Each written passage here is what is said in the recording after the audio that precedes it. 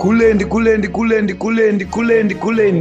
Muri yeZimbabwe ndadzoka zvekare. Munozviziva kuti panapa paCoolien TV hatibike mbwishu kana kuti kubika mbodza. Kana uchingotonanda kudai so ziva kuti zvatotanga, a lot is happening, a lot is going on, especially in Zimbabwe. Vanhu vakatsamwa, vanhu vari kupopota zvisingatomboiti. Zvikonzero zvinenge zvichikonzeresa inyaya yemafights aya ari kutaurwa aya ari kunzi Advocate Nelson Chamisa vari kufighta Geza, vari kutry by all means kusabotage march yamudhara Geza zvekare, because last time pakamboitika imwe pakazo nyaya ikangoperera muroad, zvinhu zvekuti zvakangoitika zvikaperera panzira, because vanhu vanga vakatotarisira kuti aiwa pamwe Advocate Nelson Chamisa achabuda since ari achinzi change champion, anenge ari pa number 1 kuti ari kuda change, achabuda achitaura kuti right ngahande tinoita iri kuitikeyo like zvavaimboita kumashure, vaitotaura kuti isusu takungoti munhu tikanzwa munhu adedzera nhimbe yake kana kuti yemadhemo echichi tinobva tatodairira tosapota izvozvo.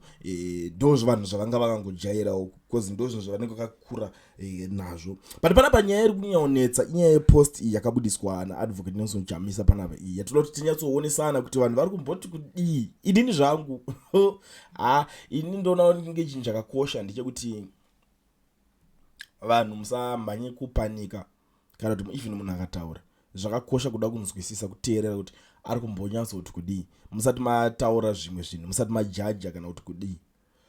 It's very important. Pane kuti moita kuti mwana wemunhu aende kunorara mumagumbezi nebhutsu, komana itai bibimbo mirai. Post Advocate Nelson Chamisa panapa yakamira kadai so iyi. Iri kunzi a lasting solution for Zimbabwe. A lasting solution starts with truth. Ignoring the 2023 stolen election is ignoring the root of our crisis. Anything that does not address the 2023 stolen election is a fraud and a waste of time. Corruption, capture, suffering, they are symptoms of a disputed mandate and a contested government. Let's treat the cause, not the symptoms. We are the solution. Let's fix what's killing us. Hashtag one people, new great Zimbabwe. Vapedza zvavo vakadaro. But vanhu vari kuda kunzwa kuti munhu ngauye ataure zve 1 million march. Chete hapana kana imwe nyaya yakabhonya kukura iripo panapa. But since nyaya iyi yatopinda mudariro kudhara, mafights anopisa, munoziva kuti panapa inini nyaya dzinopisa ndo dzendinge ndichitodawo. Tichada kuti tinyatsofamba nenyaya, tionesane nyaya sezvairi, tisina kutanga ndoti neside randodonya kurerekera kana kuti munhu andodonya support steri pane nyaya iyoyi. Ndiri kuona zvekutaura vanhu.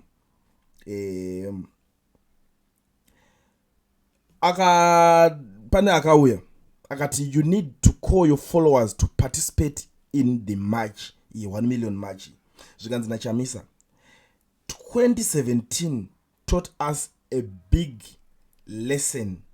Ndo nyaya yakaningirikina vanhu vataura kuti zvichokwadi, lessons learned cannot be ignored. Indeed, once beaten twice shy, mashoko ari kubva kune vanhu. Saka ndo nyaya iri kunyaonetsa panapa yazoita kuti vanhu vatanga kupopota, because vanhu havasi kupopotera yekutanga yati toda kugadzirisa nyaya yeelection yechinji, kwete. Vanhu vari kupopotera nyaya yekuti sei aramba kuuya kunosapota Geza achitaura kuti 2017 chakatidzidzisa election, chakatidzidzisa lesson chinhu ichi chakaitika ichi. It's like hazvisi fair zvichitaurika, because vanhu zvavari kuda izvo so imbori change. But chokwadi chakaitika muna 2017, vanhu vakapinda muroad kunomacha kunoita sei mass structures eopposition.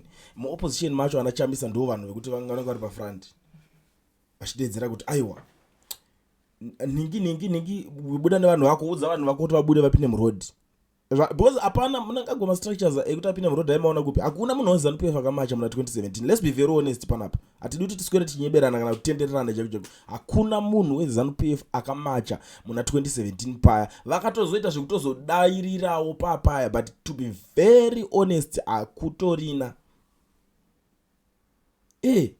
Asi dai zvazviri izvozvo zvokuti pane munhu wekuti akabudawo achida kusapota, ndinoona vanhu vakawanda izvozvo vari kupengereka vachiti aiwa munangagwairi ndizvo chakati munangagweri.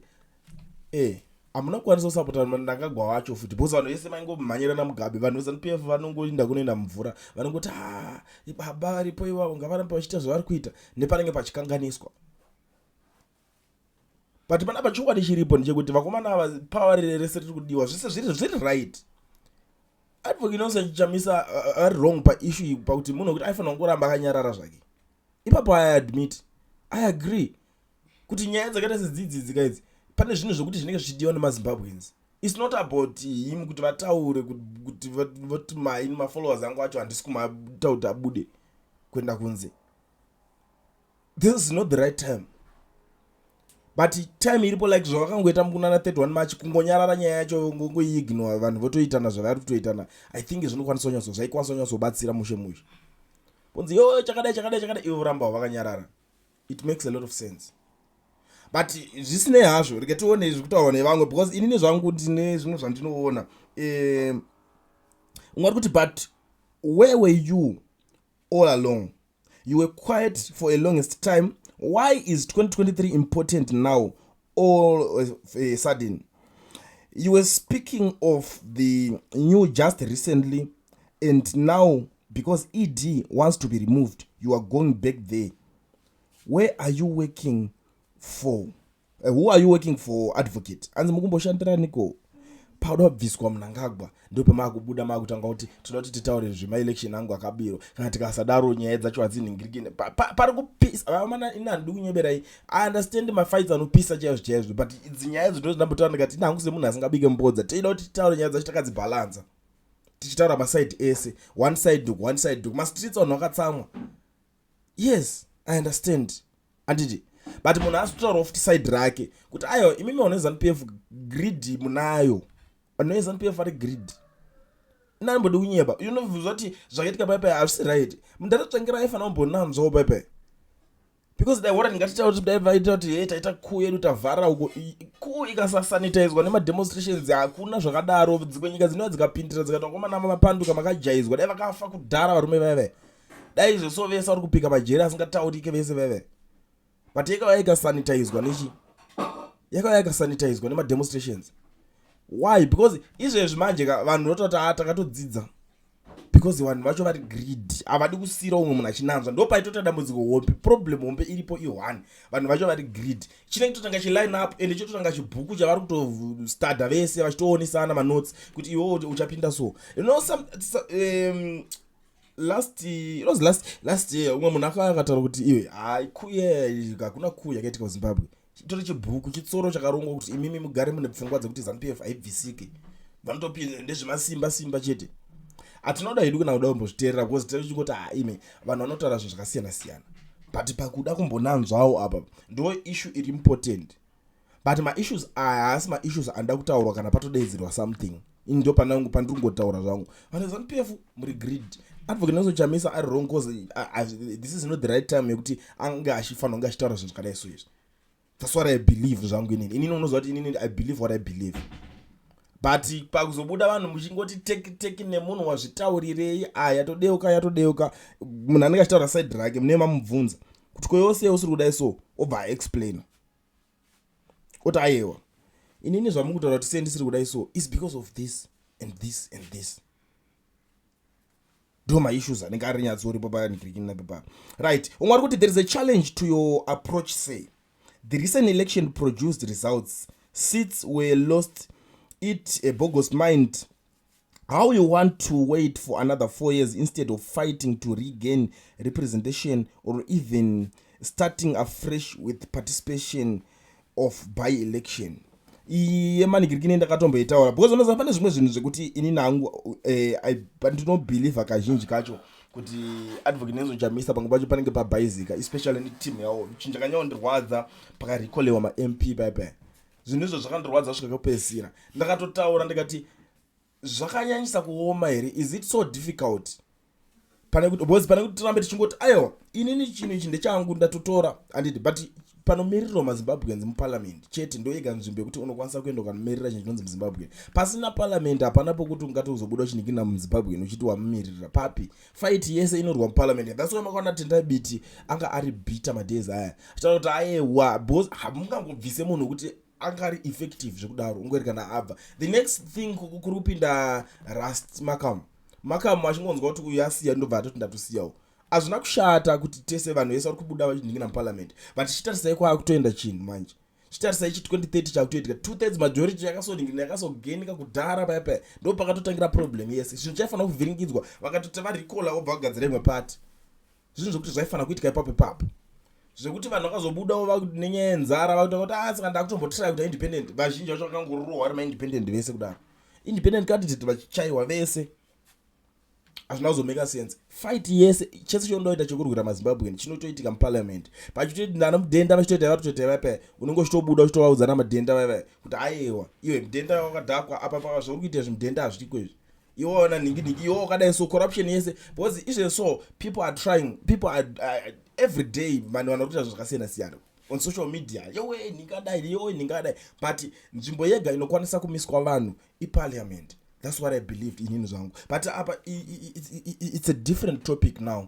kana nyaya dzakuenda maendere dzakuenda uko pekuti pakushitaura kuti imimi but munofana kuuya titange tataura panotanga statement racho haro harisi fair ndakada kuritarisa why because I believe kuti fight yanga isingafana kuperera paipa yakabva yaperera yakaitwa naadvocate nozi Chamisa fight nevakomana yaifana kuramba ichicontinue zvokuti zvosoda kutozova kuti hakusi kudyiwa rinopisa. I remember maspeeches avo vachitaura speech yavo yevakaenda kuhighfields kumazim grounds uko pakati vakataura kuti gore rineri isusu tikangonzi tabirirwa chete election pakangoda kungozvizama munyika munomu hamuite runyararo hamudyiwe rinopisa vanhu vakacelebrata cause vanhu ndozvavanoda. Problem yaitika ndeyekuti advocate nozi Chamisa vari kulidha vanhu vanotonzwa kuda zvehondo zvacho kudhara. That's why muri kuona kuti vanhu vese vari kusumuka vachisapota mudhara Geza cause vanhu vaita kuti aiwa Chamisa ari kuzovhura bhaibheri Chamisa ari kuzodai so action yacho yaita sei yauya action yacho yekuti vanhu vanotaura kuti aiwa toda kuenda tinodai so but iyo Chamisa munhu is the man of peace haadi kuti vanhu vaite sei vapinde muroad izvo zvazvimbofeza zvakachinja. Ndinoona vanhu vakawanda ndototi aiwa munozvitaurire chii but zvingori bhoo kungozviziva kuti is the man of peace haadi kuti munhu aaningirikine abude vanhu vabuda vachizonzi vamacha vazorohwa vaita sei handikuzviona right. Poita umwe nyaya munhu panapa ari kubuda kutaura kuti but president the MDC in 2013 squandered a golden opportunity to introduce proper electoral reforms. You had beginning power, then you shouldn't have participated in the 2013 election without reforms. Izvezvi ngatitambe iri kurira. Crying over rigging is a waste of time. Ndio imwe nyaya iripo yekubudiswa panapa. Inoda kuti mimi munge muchiionerawo mega because ina handikwanise kudhingirikina hanzi kuchemera chinhu chinonzi takabirwa kutambisa nguva ndoiwe nyaya zvekere iripo. Vanhu vari kupopota zvavo to be very honest right. Umwe ari kuti bambo mungori povo sesu nyara zvenyu basa hatisi kuzokupai muchavhoterwa nemukadzi wenyu akawanda kavanhu vakatsanga no it's like vanhu vakawanda kuti mumwe anokufarira mumwe hakufariri chief you are quiet and come out here discouraging those who are doing something. You are fast losing relevance. Opposition supporters are backing Chiwenga now because he is fighting corruption and he wants Rigananda behind bars. Time to get off your high horse and stand up for the people. Even myself, I agree with some of my statements. Ariko parikutaurwa I agree pama statements esa rutaurwa nevanhu vazhinji. Nguva yekurwira maZimbabwe ndiyo inei. This is the right time yekuti zvinhu izvozvo zviitike. But without wasting much of your time muri Zimbabwe, ndoziva kuti mune zvinhu zvakawanda zvekutaura. Ngatisangane uya mucomment section mangu kuti discuss nyaya mundiudze kuti imimiwo wacho muri kutoionawo sei nyaya yacho because inini ndikadaura mandingotaura munozviziva panogona kutongodoka panapa tine ma-updates akawanda ekuti anofanira kunge achizoziviswa kuvanhu. Fight yaadvocate nozi Chamisa yatangwa ine ana Geza iyi muri kuionawo sei munoti kuti nenyaya iyoyo taurai nini ngatisangane mucomment section mangu izve so. But before I disappear ndinogara ndangozivisa vanhu vese maZimbabweans vari muSouth Africa kuti kana uchida kuregisterwa company obva vhurwa FNB business account usina work permit kana kuti stud permit zvaizi mazuva ano pane company inonzi Education Research inotungamirirwa namukoma Owen. Vabate panhamba dzavo ndakuisirai pascreen mutaura navo vokuregisterai. Aunide kufamba kuenda kwavari vanokuitira zvauri kuda zvacho uri kwauri ikoko.